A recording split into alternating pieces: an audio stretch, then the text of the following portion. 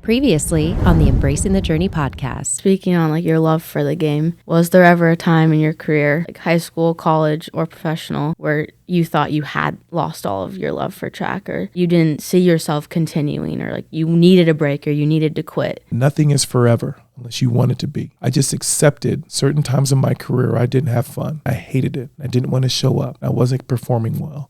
And do you feel like emotional capacity is like inherent? Like that's because who I am, or it's taught? Like I feel like my capacity for pain and like unenjoyment was pushed to the limit by you. And there was never like a time to give in.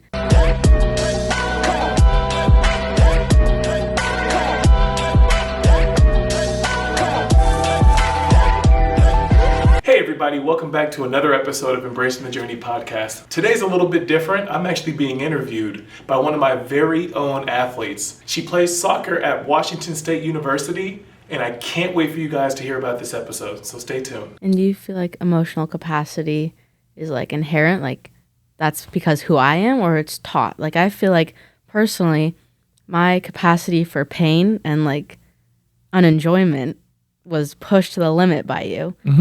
And there was never like a time to give in. But I would say before that, I didn't have that limit. Do you think emotional capacity is the same? Yeah, I think a lot of that stuff, once you've reached a point, a breaking point, that's when all the magic happens. Yeah. That is when all the magic happens. Emotional pain and breaking points are the same. Once you reach a certain point, that's where all the magic happens. So what it is that you're seeing right now, when you say you've pushed me to a point, that is where we will start off at the next practice and we'll go a little bit further. Yeah. So by the time you get to a select practice or a college practice, you're going to be like, why is everybody tired? Right? How are they hurt in the middle of the season?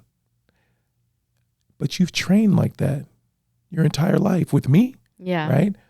So your emotional and physical and mental capacity is not at an 18-year-old's place.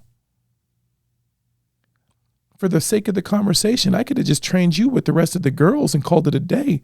But I don't train men and I don't train women. I just train athletes. Yeah. And the process of you showing up in a male-dominated group, I just have to treat you like one of the guys. Yeah. That's exactly what I did. Look what you were able to do. You challenged these college track and field athletes every opportunity you got and never complained. I'm sure you've been on teams and I'm sure you have teammates that complain or try to negotiate their way out of anything. Yeah. Right? And it's contagious. The more you're around it and the more tired you are, because people have been talking about how tired they are all practice, you have a choice to make. You can give in and be like, yeah, coach, can we not run lines today? In hopes that they're like, yeah, Elliotte, because that's what's best for the program is for my athletes not to be in shape. Let's all go home. But you actually know that's never going to fly. No. I think the emotional capacity that you have, I don't think that was taught. I think that's always been inside of you. Certain people were just able to bring it out. And I think with the mental capacity as well. That makes all sense. And flipping it for you, would you say growing up, like your emotional capacity, like you loved being challenged, you loved like that breaking point, like you wanted to keep going, or were there times where you felt like you did want to quit, or you did, like not the sport in general, but like emotionally, like in practice sessions in college, did you find it hard to push through? No. There were some challenging practices, but it's different when you look down the track and you see 8, 9, 10 of your other teammates going through the same thing. Yeah. I almost had a breaking point at the professional level. We went to Camp Pendleton in San Diego because we were the most dysfunctional training group at the Olympic Training Center. And there we were taught that it's not about us.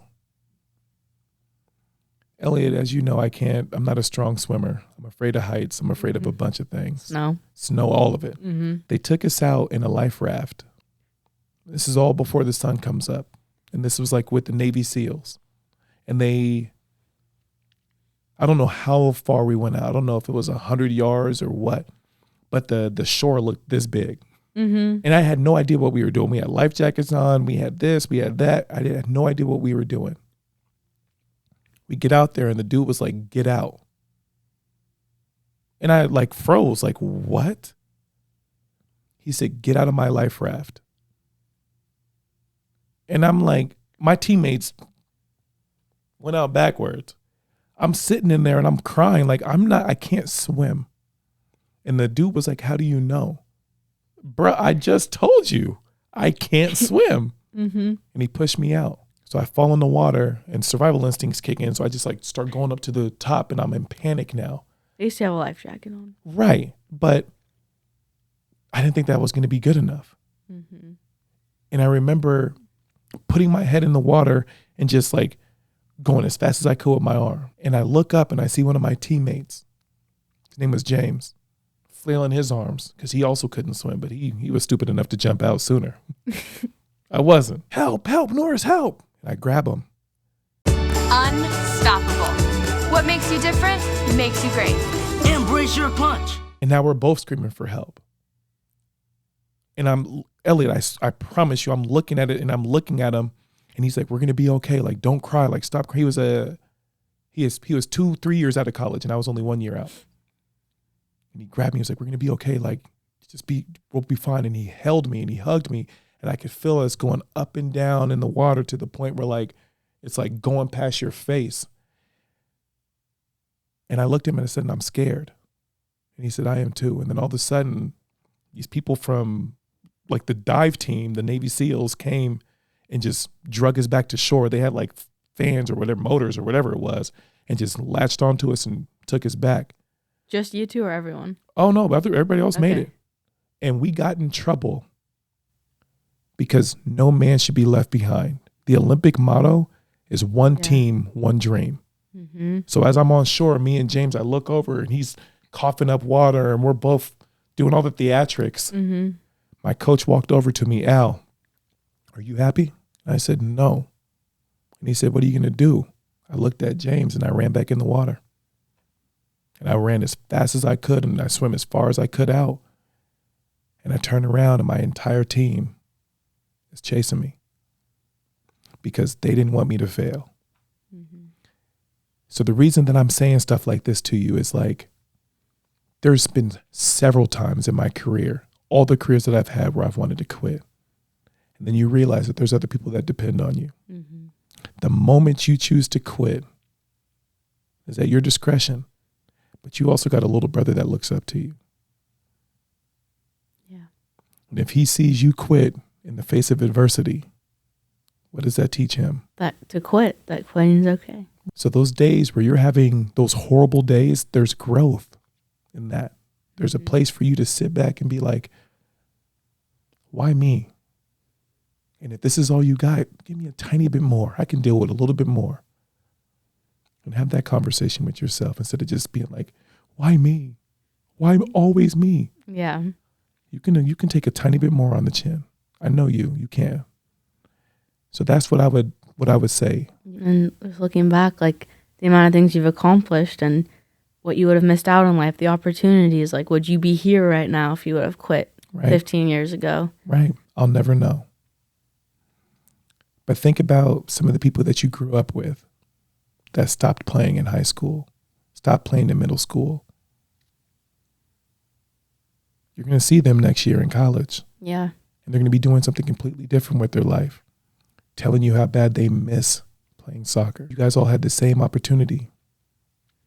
And in the face of adversity, when things didn't go your way, you chose to practice to permanent, not perfection. You chose to take practice to a permanent place where you knew that it's not forever. You're not going to feel like this forever. Yeah. A lot of people don't.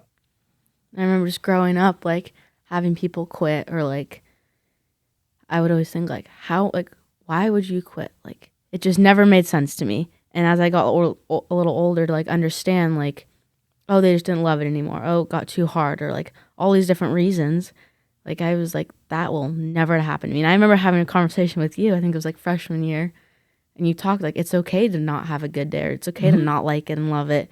And I remember being like, yeah, but I'll never have that. Like I wasn't ready to accept the fact like that's okay to happen. And I feel like now looking back, like I think I would have saved myself a lot of stress and a lot of time worrying and a lot of like tears even if I would have been okay with the fact that's okay to not be okay. Right. And it's okay to not have to let that season go around, to like let the cycle happen. Because the second I like stopped liking it or stopped enjoying it, I was like, how long have I not been enjoying it? Like, Yep. and you can start to spiral. Yep. Because it becomes normal. Yeah. Right? Like it becomes normal where you're walking into practice and you're like, oh, it's Tuesday. We're going to be doing this. Mm-hmm. Instead of being like, it's Tuesday. Yeah, we got this. Yeah. The difference in inflection in your voice changes everything. Yeah. Right? Like, but you can also condition your mind into thinking that every situation is going to be okay. Of course, you weren't ready to hear the reality that everything, you don't have to be great all the time.